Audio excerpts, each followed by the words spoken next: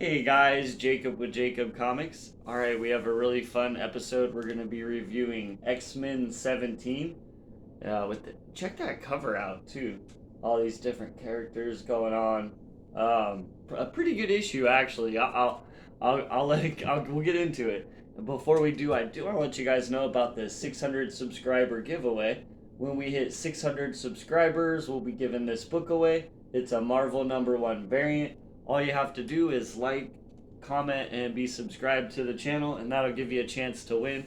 Alright guys, let's get dived into X-Men 17. As always, we're going to be going heavy into spoilers, so if you don't want to get spoiled for X-Men 17, that's your warning. Next up, we do have to shout the creative team out, because without the creative team, we wouldn't have a comic book, right guys? So on X-Men 17, we have the writer is Jerry Dugan. The artist is Joshua Cassera. The colors are done by Guru EFX. Letters by VC's Clayton Cowles. There is a foreword, and that reads, "The post-human children of the Vault are being fed a false reality to keep them satisfied until Forge can complete his mission. Rescue Darwin from the Vault. Utilizing a suit comprised of Caliban and Mystique's DNA, he has disguised himself as Perro in order to infiltrate the temporal accelerator. But when Forge thought he'd finally found Darwin, he was shocked to discover the comatose body of Wolverine, thought lost in their initial incursion into the vault." And as we start, we see Sync being called to the vault by Jean, and he's like, he knew that if Jean was asking, something must be very wrong. So he goes rush into the vault, and it says, "Be there in a moment." And then we go kind of a short time ago inside the temporarily accelerated confines of the vault. He's talking to Caliban. As you guys know, we have Forge here, and he's kind of got merged with Caliban, kind of made a Caliban suit with some Mystique DNA. Forge is a smart guy, and so he's got this suit, and but he's talking to Caliban, and he says, "Wolverine's not the mission, Caliban." And Caliban says, "So we're just leaving her here?" And Forge says, "For now. I was assured she was killed in action, so Sync could escape with the scouting of the place. It's all screwed up. I thought the Five only accidentally resurrected one mutant, not two, and Darwin is the mission." And Caliban says, "Forge, you told me that you got my permission to use my powers and mind like this because you needed me to help people. I want you to help her." And Forge says, "You don't exist, not really. You can't tell me what to do. I bundled your mind and your DNA, and I wove them into the suit. You're a tool, and I'm the craftsman. Sorry, sleep for now." And he's like, "Damn it, sorry." And as Caliban, kind of wakes him back up, and Caliban says, "Everyone that has ever come to me has always misused my curse, including you." And Forge replies, "Don't say that. Your power is a gift." And Caliban replies, "No, not when it's misused." Forge says, "Just tell me one thing, Caliban. Do you sense Darwin at all? It could mean the survival of our species if, as a bad girl comes in and says, "I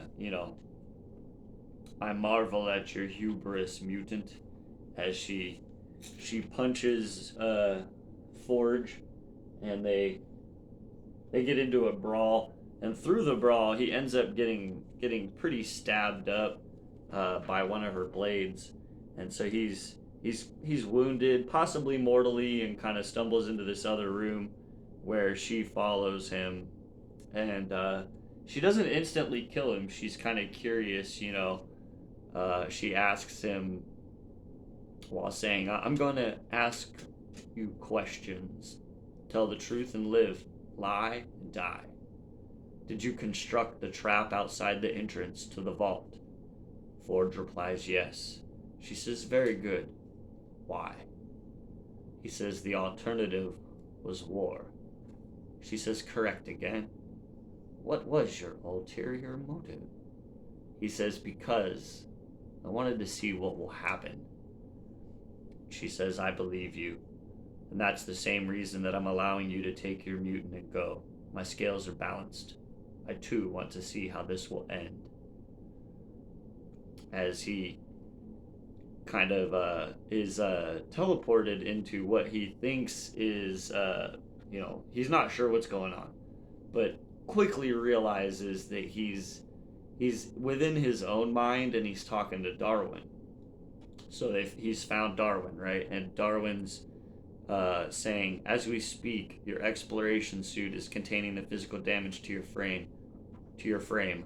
I wanted to chat in private, so I reestablished a secure connection to your mind. You were my mission. I'm here to rescue you. Where's your body? Says Forge. He says, well, that's a story. I won't lie, the first few centuries in the vault were a nightmare. It was even more difficult after I was captured. I don't remember caring for those days. And Forge asks, how did you survive? He says, I said to myself, I don't know how I'm going to get out of this one.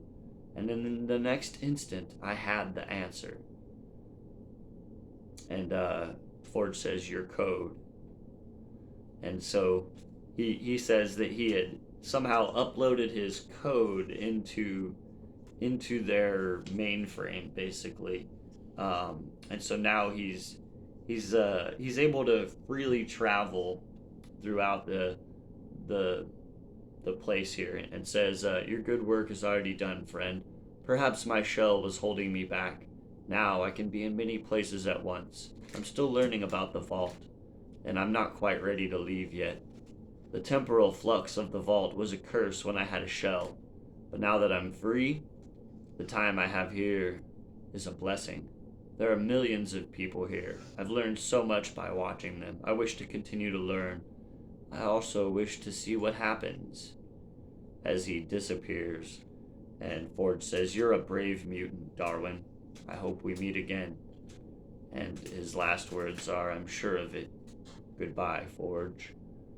As Forge is kind of zapped back to his reality where he's been stabbed, he's kind of bleeding, and realizes him and Caliban are going to go save the Wolverine.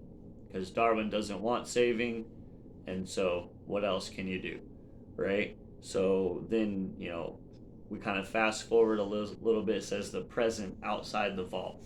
And Sync comes running up. He says, I'm here. What is it? What's wrong? Why are you all looking at me like that? And Iceman says, man, you're a bundle of nerves. Does something have to be wrong all the time? As Jean Grey replies, today is a good day, and it's not even over.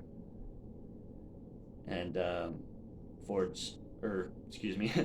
and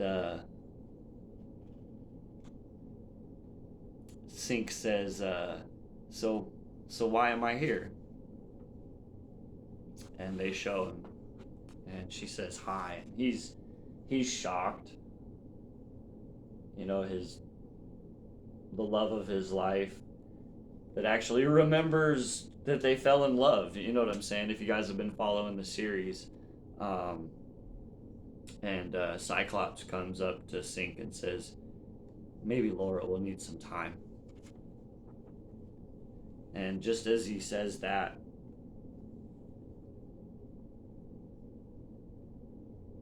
Laura comes running and embraces him. And Cyclops is like, or not. And Jean Grey says, time to go home. As Forge says, okay, our vault pacification systems are fully operational. As long as Krakoa is functioning, that place is on ice. And now to give this suit the funeral it deserves. And Jean Grey says, you okay, Forge? You look like you saw a ghost. Forge says, two, if you can believe it. I'll tell you about it. But first, I have to meet a friend. As we see him sitting down and having a meeting with Caliban, where he he asks, hypothetically, if I asked you to trust me and trust me with everything that you are, your powers and your mind, would you do that if I could help mutants in trouble? Caliban says yes. And Ford says, oh, okay. I have quite a tall tale to tell, and an even bigger apology to make to you. But the story has a happy ending. Several, in fact. First, you've heard the one about Sync, Wolverine, and Darwin heading into the vault, right?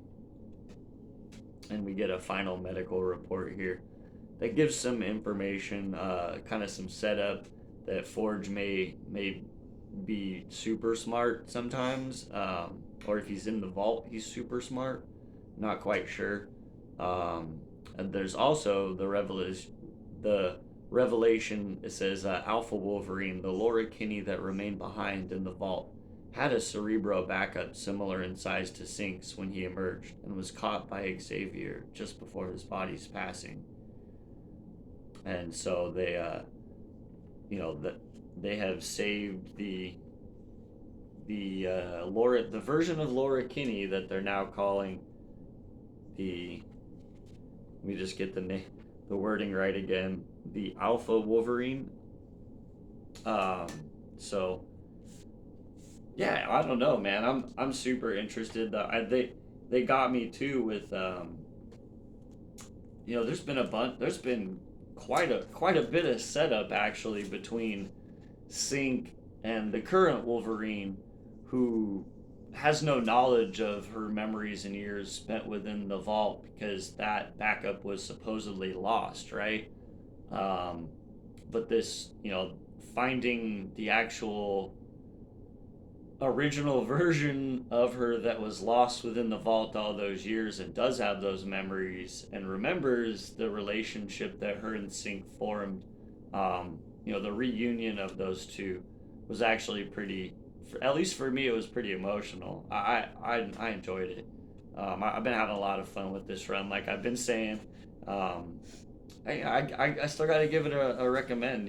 Duggan's X-Men title is just a fun read. X-Men 17, super cool cover too. The art has always been really good, even though we switched artists, I want to say like 4 or 5 issues ago. Kasara and Guru are absolutely amazing together. I'm loving it. I gotta give X-Men 17 a thumbs up. Alright guys, that's what I have today. Another X-Men book that I thought was good. I don't know.